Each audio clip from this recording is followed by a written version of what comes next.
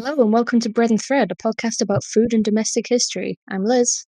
And I'm Hazel. We are two friends who studied archaeology together and love history almost as much as we love making various things and food.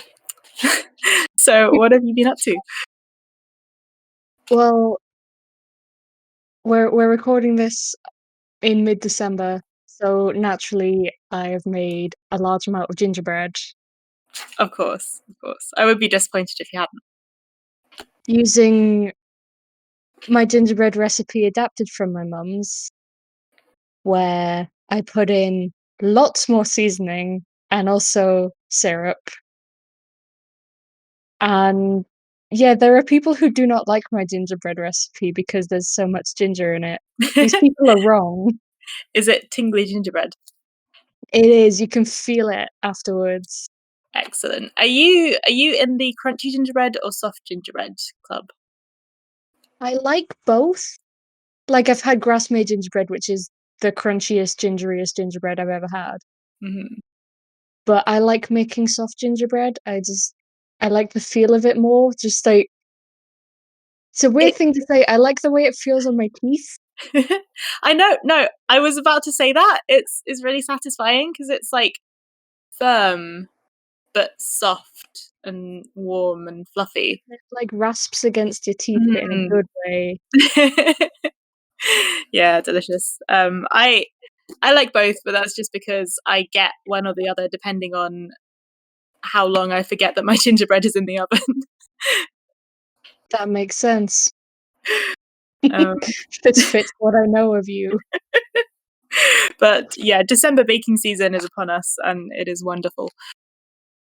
It is. I'm also planning a baking experiment next week, but I will let you know after I've done that how it went. Okay, I am intrigued. Can you tell us what it is? Or Mead Cake. ooh, never heard of that. I mean, when I went online, I found like 3 recipes and one of them didn't actually have mead in it. So I'm making my own. Yeah, one didn't have mead in it. One was just, yeah, a cake with mead in it, as you would expect. And the other one was made with box cake mix, which is like, it's not really helpful because you don't say what brand. No. And like, firstly, I wouldn't use a box cake mix anyway because I'm like that. But secondly, if you don't say what brand, you just say 2 boxes. Like, they come in different sizes. So is this is this something you heard about and then decided to make, or were you just like, I want to put mead in a cake? Nick was like, "You should put mead in a cake." That's Because because they found out that I was getting them mead and also like when I put things in cakes. that is the best reason to invent a food. So I'll let you know how that goes. Excellent. What have you been up to? Are you continuing your trying to finish things? I am. Well, I made a Christmas cake, which I will talk about later because this episode is going to be about Christmas pudding. I made a Christmas pudding, but I'll talk about that later because this episode is about Christmas pudding. I Christmas did. cake is a different thing that we will probably cover next year, let's be honest. Yes, very much. I did also finish a hat.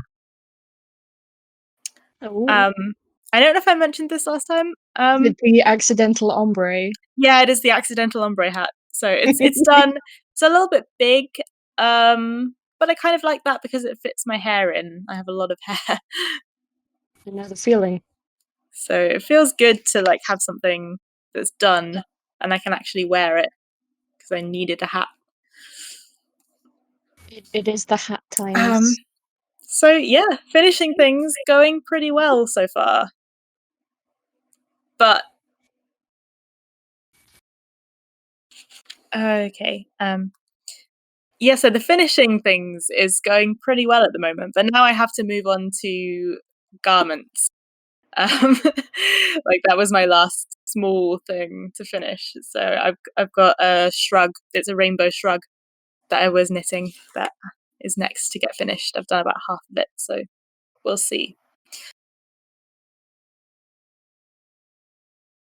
So you said you're going to be talking about Christmas pudding. Yeah, I thought that would be an appropriate topic for a mid-December episode, or it might be late Yeah. December by the time this comes out. I think this goes out in January.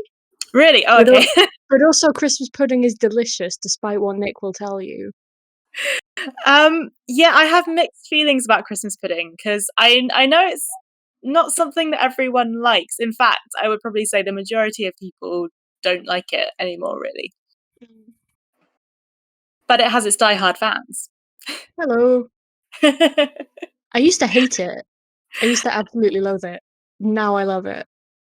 Yeah, I never liked it either. And that meant I would always get chocolate pudding at Christmas, which was great. But I don't know if my tastes are maturing or it's just because this time I made it myself, but I'm really looking forward to the Christmas pudding, so we'll see. So I in the process of kind of gathering information for this, I watched a few videos and things, as well as reading stuff. And Max Miller of Tasting History, who we had on the podcast a while ago, recently put up a video about Christmas pudding, which is really good. So you should go watch it. And he makes a pudding and talks about it quite a bit. So I'm not going to go into the sort of deep history stuff here that much because that's kind of been done in a few places. But I will talk a bit more about the kind of folklore, social tradition side. Oh, that's what we're here for. Indeed. So the concept of puddings is pretty old. They are like one of the older dishes. So the traditional way that you make a pudding is you boil it in a cloth or you steam it.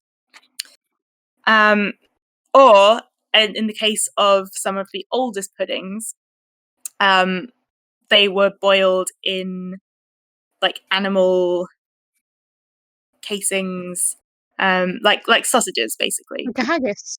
Yeah, haggis is a pudding. It's a meat pudding. Yeah, so they might use like the stomach linings or the intestines of animals. Like black pudding is another one. So for anyone that doesn't know, that's like a blood sausage, but it's also a pudding because it's got like oats in, hasn't it? Yeah, I think the standard is blood, oats, plenty of pepper, and big chunks of fat, which makes it sound disgusting, but I love it. It's another one that divides people, but I also like it. I find it quite rich, though. Sort of, I have it in moderation. I mean, it is blood. But yeah, so a pudding is a mixture of things that you boil up these days in a cloth or steam it. And they're not so popular anymore because they are quite heavy. And it's partly that suet content, so the meat fat, although you can get vegetable suet, that gives them that kind of stodgy, spongy texture. Yeah, it's specifically the fat from around the kidneys, I think. Anymore, really. And we don't need that to get us through the winter anymore because we can go to the supermarket and buy like fruits and stuff it's grown in other countries. So they're not so popular anymore, at least in Britain. And I believe in America, pudding is a different thing. It's like a custody type milk like pudding delight type thing, which I think is probably to do with, and this is where it gets more confusing, pudding being a generic term for dessert now. So I think that's often because they contain this suet content, which is beef fat, although you can get vegetable suet, that gives Yeah, it that kind of the kidney spongy. fat, I think, isn't it? I believe so, yeah. Which gives it that kind of spongy, like stodgy texture, which again people don't really like sometimes, but I love it because it's Mm. great in winter. Yeah, it's like a heavy wet cake, but in a good way. Yeah, I guess.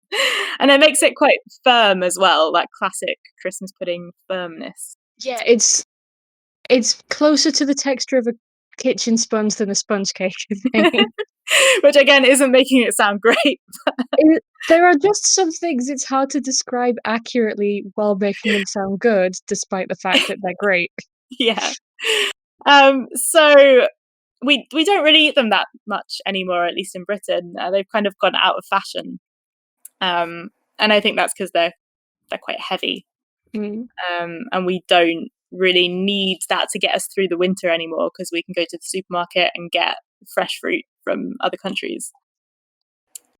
And we have central heating, so we don't need hot stodgy pudding inside us to warm us up. But I still quite like puddings. So the earlier puddings as well weren't necessarily sweet.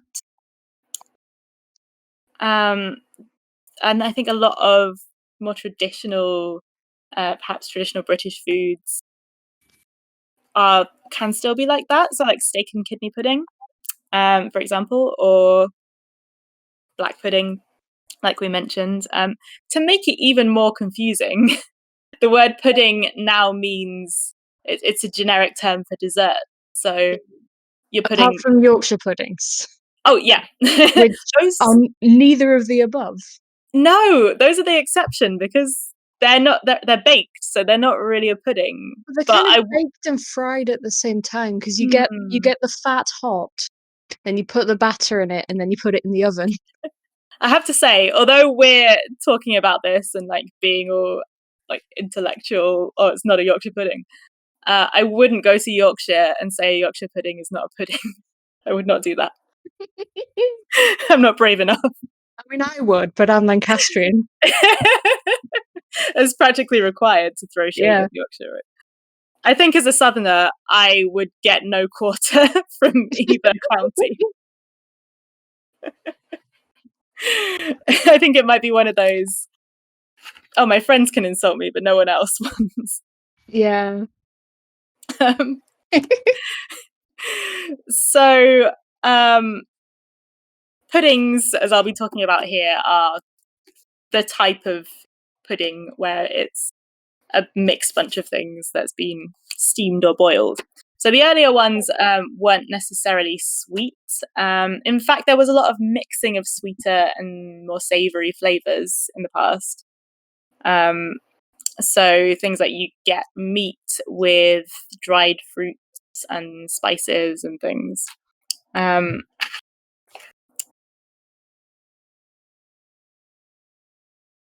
So, in the form of curry, which is the medieval late 14th century cookbook that we also did an earlier episode on, there is a recipe for a figgy porridge type thing. So, we've got the concept of putting dried fruit in a sweet, like porridge dish, but Mm. we haven't got pudding time yet. Um, then, as the pudding comes into being in the next couple of centuries, we get the probably more savoury type puddings. So, for example, peas pudding from the famous rhyme "peas pudding hot, peas pudding cold, peas pudding in the pot 4 days old." I've always So, wondered what that actually is. yeah, so it's like beans and peas were a big part of the diet for a lot of the poorer people or people living in rural areas in Britain. So basically, Okay. everyone who wasn't a lord, you would be eating a lot of beans and peas. And the point being that you could dry them so you could eat them later or sustain you through the winter. So during the winter, you would be eating a lot of peas pudding. But like, what actually is peas pudding? Because I've always imagined it as just sort of slices of mushy peas. I think it's more kind of on the porridgey side. It's like a thick porridge. I don't have an exact recipe for this, but I will just go look up.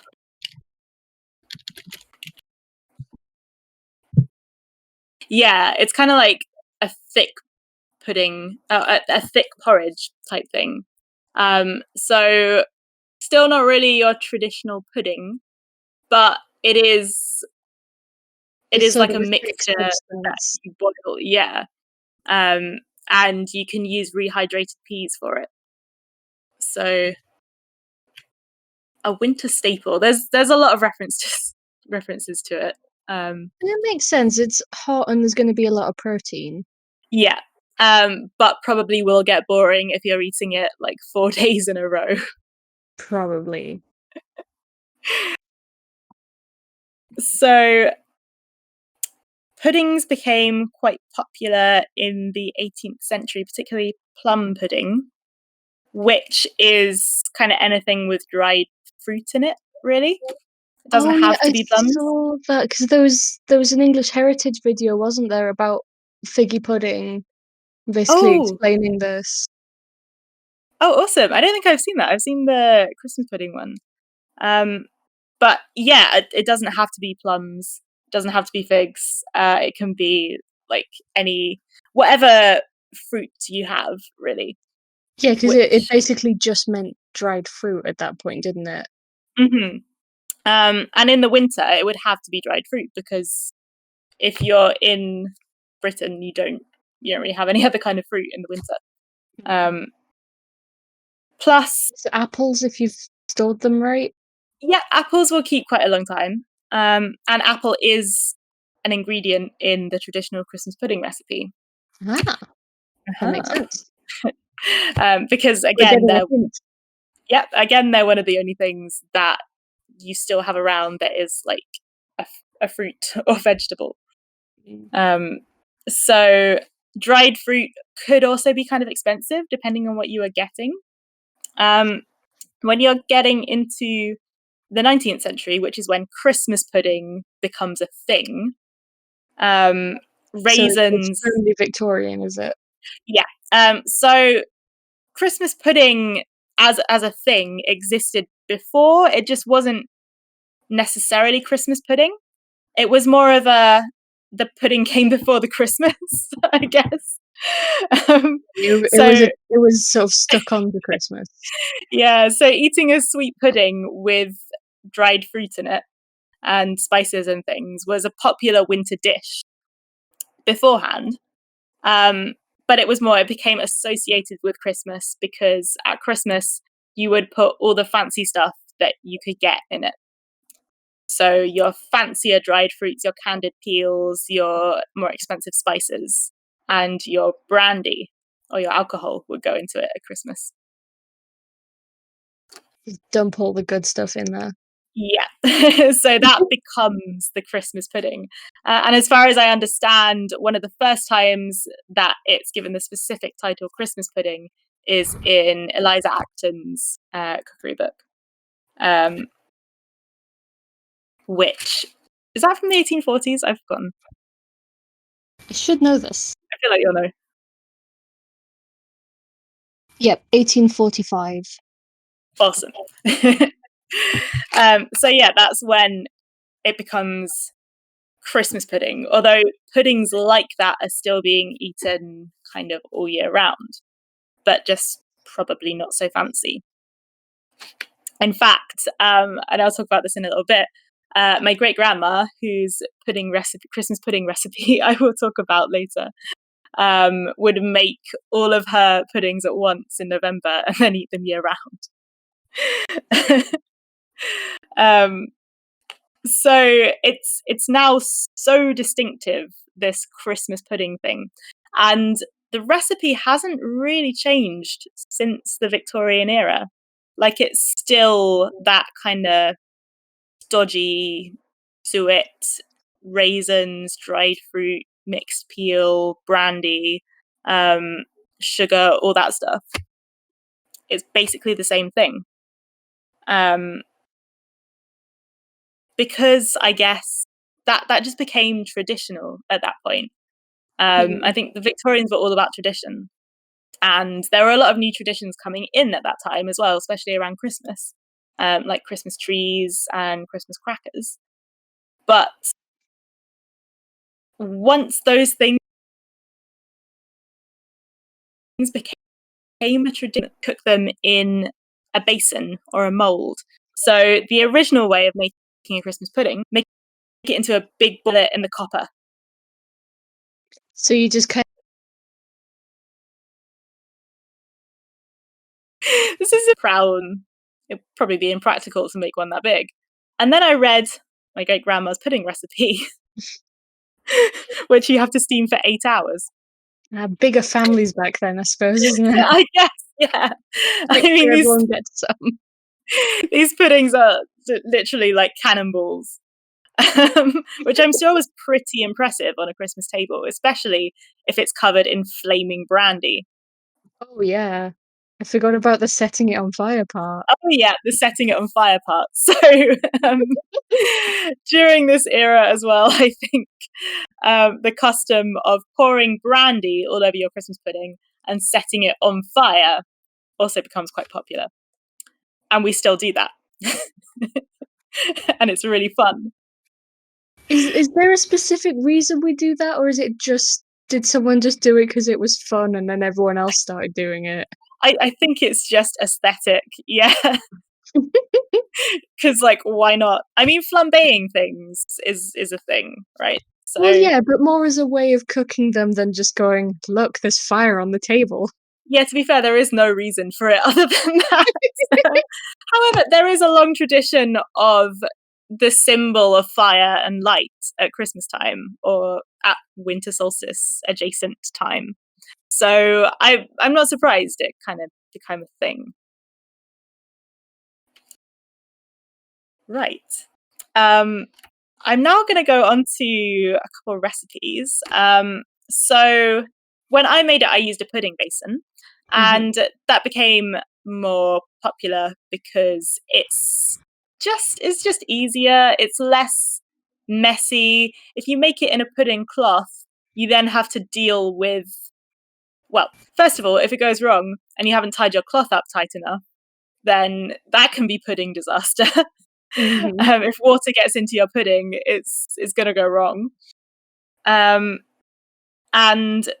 secondly, you've then got to deal with the whole mess of getting it out of the cloth and then, I guess, washing the cloth somehow so that you can use it again. Yeah, that does sound gross. Yeah. So particularly if it's all gone cold and you've got to try and get this congealed pudding crumb stuff off your cloth. Yeah, I don't want to have to do that. So doing it in a pudding basin. So moving away from that cannonball shape and going more into that kind of flat topped half dome shape kind of comes in. Hemisphere. Yeah. Yeah, that's the word. Or if you're super fancy, you can use a mold, like a jelly mold. If you've ever seen Victorian jelly molds, they are Oh, fantastic. I bet Victorians loved making little, like, castle-shaped Christmas Oh puddings. yeah. Who wouldn't love a pudding castle? Especially one that's on fire. Well, for the King of Kings. um so yeah, that's kind of the way I elected to do it as well. And so I guess the Christmas pudding is kind of a victim of its own success because it became so traditional and so iconic of being associated with Christmas that it just didn't really change for about 100 years. And now, because it's not changed, because it's still that traditional, very rich, very heavy thing, it's not really to our taste anymore. And although a lot of people especially in Britain, a lot of people still have one at Christmas. It's not something that everyone's going to like. Like there'll be maybe one or two, maybe three people that will eat it, and then like the younger people in the family will just go for cake or something. Like it's not that popular anymore. Yeah, I think that's where the Yule log comes in, isn't it? It's like, well, you can have the Swiss roll. Yeah, this chocolate covered Swiss roll. Although I guess there is kind of an effort to reinvent it nowadays. You get things like, you know, the Heston Blumenthal one with the whole orange in the middle that sold out of everywhere a few years ago. I didn't hear about that, but it sounds tame for Heston. It's very peak Heston, yeah. Putting a whole orange in the middle is just combining it with like a pond pudding. So you just got two suet puddings not a lot of people like just mashed together. Yeah, this is pond pudding, Erasia. As a Sussex person, I am outraged. How is this helping Heston? We do like to bash Heston on this podcast. I've noticed this. So, with no further ado, I'm going to talk what goes into this pudding. Now, I was unaware that we had any family recipes at all, really. But when I went to make Christmas pudding, I mentioned it to my mum, and she was like, "Oh, we have a family Christmas pudding recipe. It's from my grandma, which is my great grandmother." So that was really exciting, and she managed to find this recipe, which is written on a little bit of card, from my great grandmother, so my grandmother on my mother's side, whose name, and I kid you not, was Ida Fish. That's amazing. There was also a member of the Fish family who married a guy whose surname was Bird. So that's like a family joke. How do you turn a bird into a fish? You get them married.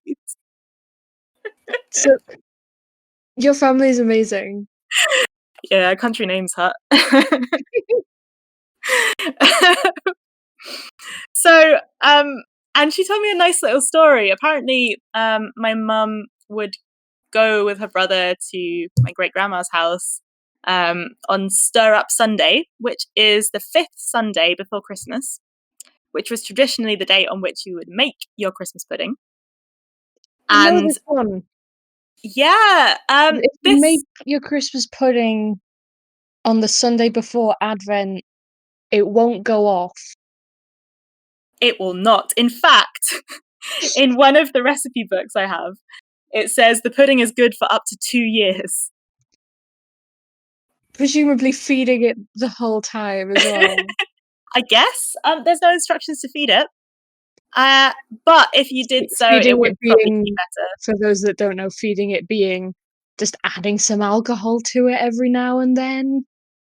Although this is making me imagine a Little Shop of Horrors type pudding monster that eats people. But we've established blood pudding is different. So yeah, because of the sugar and the alcohol, your Christmas pudding is good for a long time. It will be fine. But you do need to re-steam it or reboil it before you eat it, otherwise it will be quite dense. Also cold. Yeah, cold and stodgy, not great. Warm and stodgy, winner. Yeah. Warm stodge is what built Britain. That is entirely true.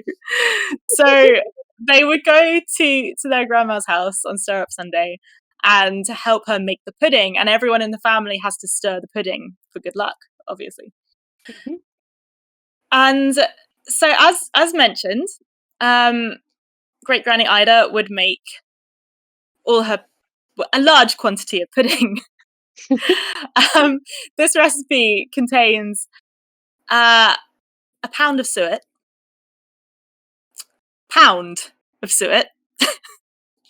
Okay.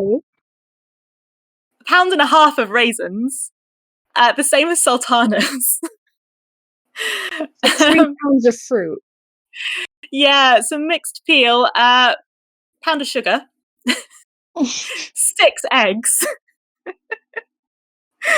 After the other stuff, 6 eggs feels kind of tame. I know. Yeah, also flour, a large cooking apple, and it has to be a cooking apple. I have lots of feelings about this. If you use an eating apple, it will be too sweet. Well, that makes sense. Yep. It has mixed peel, a few almonds, some bicarbonate of soda, carrot, grated carrot, the rind and juice of an orange and a lemon. So not just And the zest, like the whole peel. yeah, so you can kind of grate it in, which is what I do, or you could just like put the peel in, or you could use candied peel instead, I guess. Mm. And alcohol. So apparently, my great grandma used to use a bottle of brown ale. Unexpected. So it doesn't have to be brandy. In fact, in her recipe, it says 6 to 8 tablespoons. Although I'm assuming she used a fairly liberal measure on this because reportedly it was like a whole bottle of brown ale, but I don't know. I'll have to ask again. So it stipulates brown ale, brandy, or dark barley wine. So I assume it Going to was. be very different flavors. Yeah, I guess. I think brandy is more of that like oof alcoholic thing, whereas Mm. ale is a very distinctive taste. And I'm not sure what barley wine would taste like, but I assume that's just you use whatever you've got or whatever you can afford at the time, because brandy can Mm. get kind of expensive. So I really like that because it kind of shows that it's not just one homogenous thing. Like it makes it a bit more real because people are using what they have or what they want to put in or what they can get. That is the fun of family recipes and old recipes, isn't it? So obviously I didn't make this recipe to the letter because it says there's no method given except for the sentence steam for at least 8 hours. And I do not have that kind of patience, nor do I need that much pudding. So I very much reduced the quantities to make only one pudding, which only needed to be steamed for an hour and a half in a pressure cooker. That does seem a lot more sensible. Yeah. But apparently Although I do she. want to know how big this pudding would be. I know. Well, apparently she made several puddings. So, like a large one and a couple medium-sized ones, and then a few smaller ones as well. So there were multiple puddings involved. Okay. Although if you made this one big one, I assume it would be just steaming away there all day. Christmas pudding the size of a small dog. Yeah. I did also have the aid of a recipe from, and I don't know what the title of this book is because the cover's partly torn off, but it's a 1970s cookbook by Marguerite Patton, which has some fantastic recipes in, and I'll certainly go into more of them at some point. Right, let me Like just a find. future book episode. Yes. Let me just find it here. Christmas pudding. So I have found it. For some reason, it's next to oxtail soup. Is it because they're both delicious? I don't know. I've never eaten oxtail soup. It's the best soup. But this recipe is slightly more reasonable than the one that includes a bottle of brown ale. So yeah, this is the one that says 6 tablespoons. And this one also includes golden syrup, to which the other recipe, which is probably about 100 years old, includes black treacle. Quite different, And those two, aren't they? brown sugar.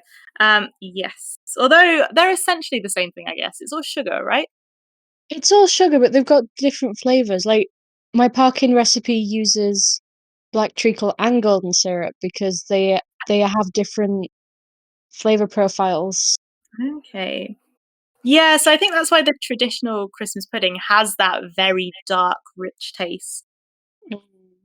For our Americans, that black treacle is molasses.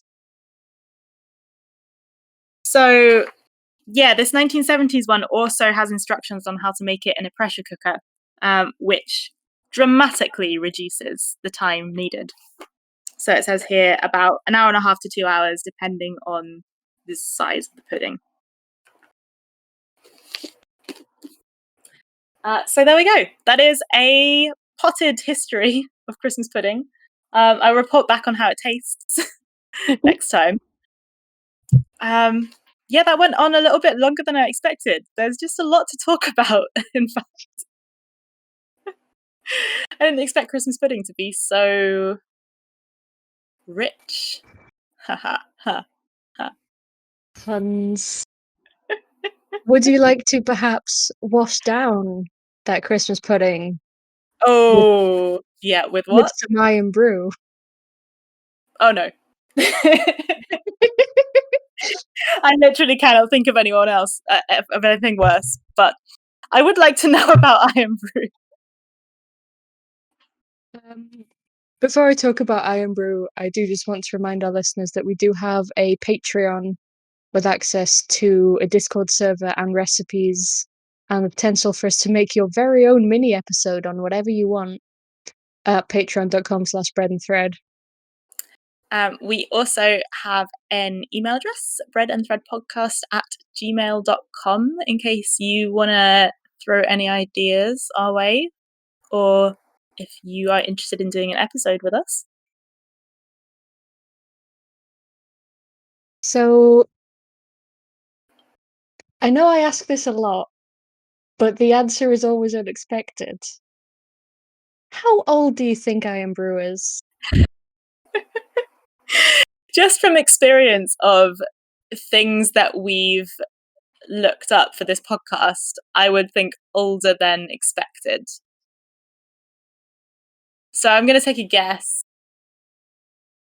Is that 100 years old? You're not far off. Okay. Yeah. But where do you think it's from? Oh, it's not going to be Scottish, is it? Give me a country. Um, I have no idea. So, Germany? Okay, so the first drink that I can find called Irn-Bru, actually spelt Irn-Bru as opposed to IRNBRBRU. I can't speak. As opposed to IRNBRU, is actually from New York in 1889. Oh, wow. I did not see that coming. Yeah. The concept of Irn-Bru is American.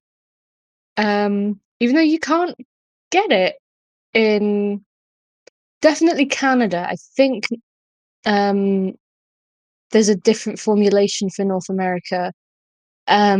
Because there's a colorant in it which isn't allowed in Canada. Oh, wow. So, why is it called Irn-Bru? Um, that is actually something that I've really struggled to find.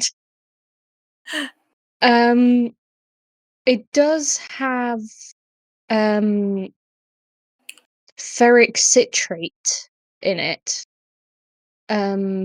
Ammonium ferric citrate, So, which is that actual iron? Well, it's a molecule which has iron in it. Okay. So it's supposed to like make you strong. I think that's the idea, yeah. So it was produced by the Mars and Waldstein Chemicals Company. Um, just because that was the sort of people making soft drinks in the 1800s. But it got copied there and eventually here. There was a London company that made flavorings that made an Irn-Bru drink in 1898, and then in 1899, Bar, which still makes Irn-Bru as well as a lot of other soft drinks, um, trademark not trademark, have records saying that they were selling it then, even though officially they started selling it in 1901. So what is the truth? This is my new conspiracy theory that something happened with Irn-Bru between those 2 years. You're an Irn-Bru truther. I am. An Irn-Bruther? Let's go with that. Okay. Um, so yeah, that's just a weird thing. Um, and then in the 40s, they changed how they spelt it from iron brew, the normal words, to IRN-BRU, which I thought that was going to be a more recent branding thing. Oh, yeah, definitely. That sounds like the, trendy replacing letters thing that but well, I suppose thinking about it, that's always been a thing. Yeah, but the trademark application for that spelling is from July 1946. Wow. In 1967, a bar tartan based on the Irn-Bru colours of orange, blue, and white was created, um, and was registered as the Irn-Bru tartan with the Scottish Tartan Society on the 12th of September 1997. I If you kind of want an Irn-Bru kilt, that is entirely doable. kind of need this in my life.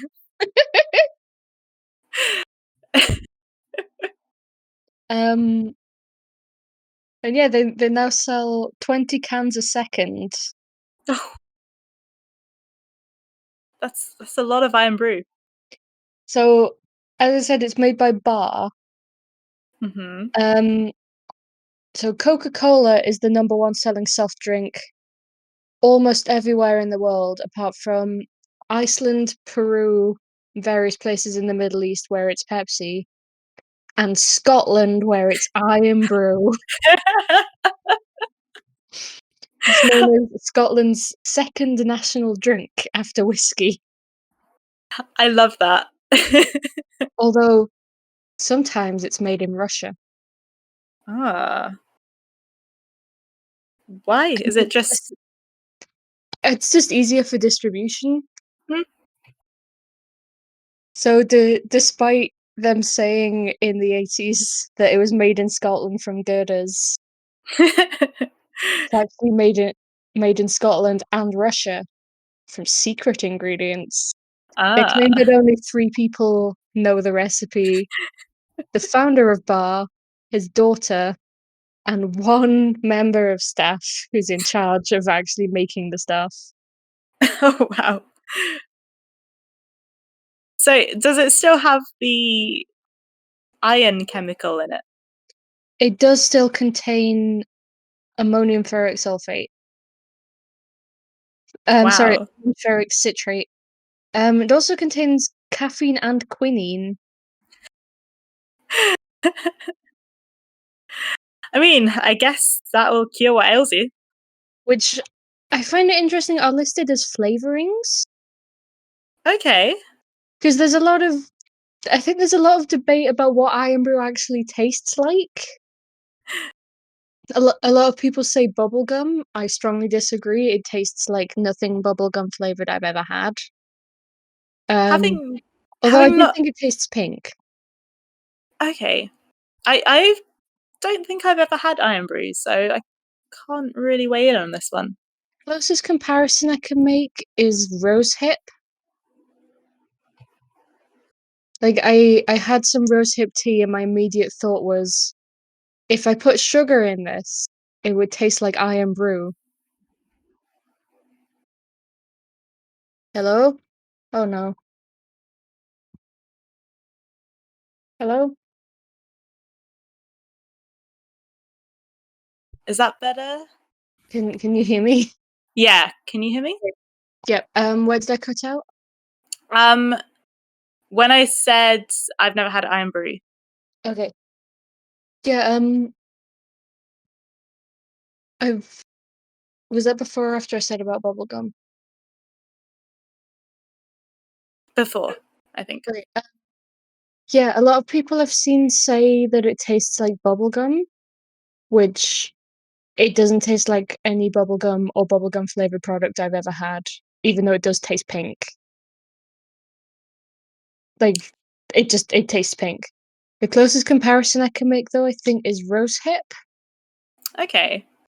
Like I've had rose hip tea, and my immediate thought when I tried it for the first time was if this had sugar in it, would taste like Irn-Bru. So I'm going with rose hip. If you want rose hip pop, that's what you want. Wow. I mean, I've had rosehip because rosehip cordial, but I Mm. can't. I don't know. I don't like fizzy drinks in the first place, really. So probably a miss from me. But I kind of get why it's so popular now. Yeah, I mean, I love it. Scotland clearly loves it.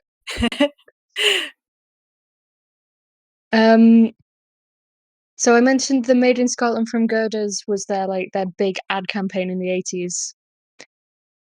In 1998, they had the Advertising Standards Authority's most complained about advert,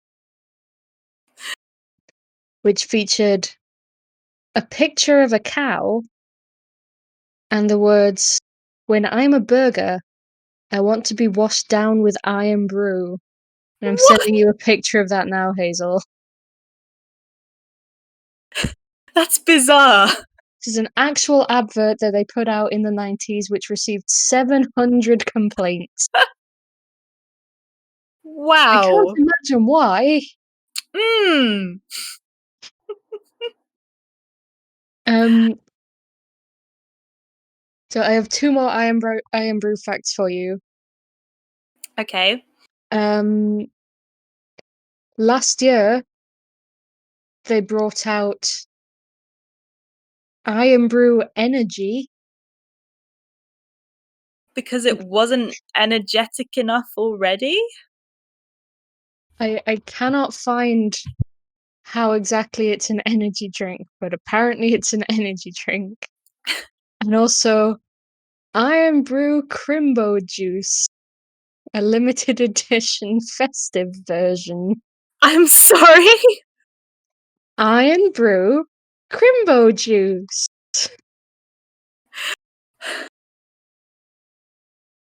Which was apparently spiced ginger flavor. I'm speechless. I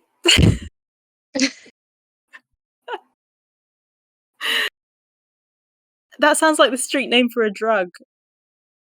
Crimbo juice. Yeah.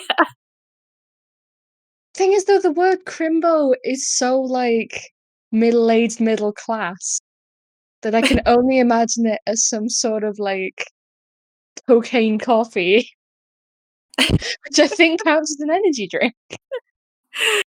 Technically, yeah. It'll it'll do something. I mean, So my final Irn-Bru fact is that in 2015, Jeremy Corbyn had his first official trip to Scotland as the leader of the Labour Party, and was photographed drinking Irn-Bru on the train home because earlier he'd refused a can, and it was pointed out that it would probably harm his image in Scotland if he didn't drink it.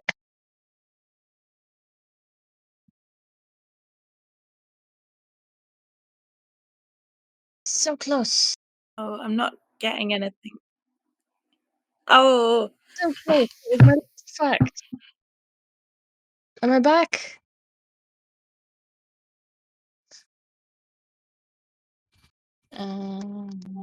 Hello?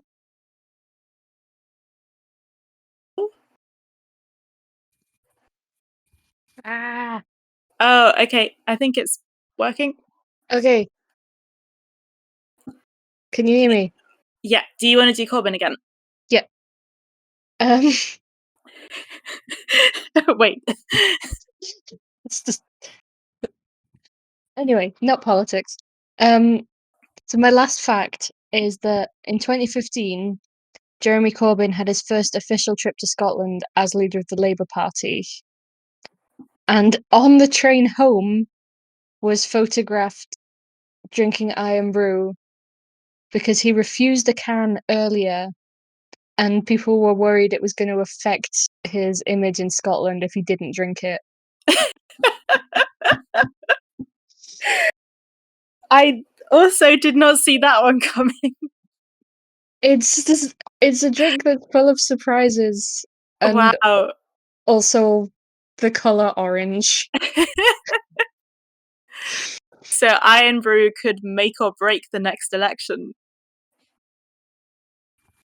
I mean, I don't want to get into that. There's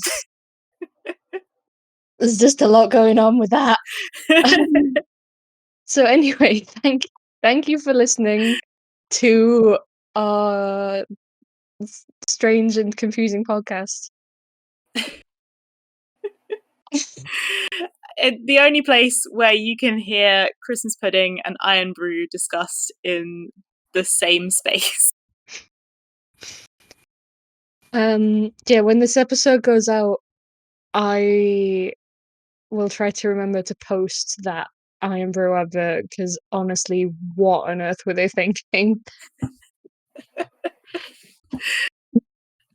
Yeah. I mean, it's eye-catching. Yeah? How much of that eye-catchingness Certainly. is the fact that half of the advert is bright orange? I mean, it's certainly memorable. I wouldn't say positively. Yeah, thank you for listening.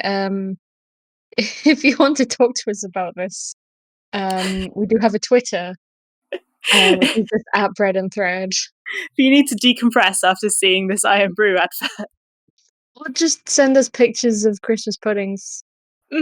That's much jollier.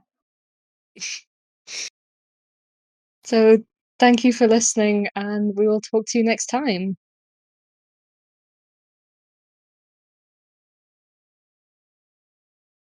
We did it!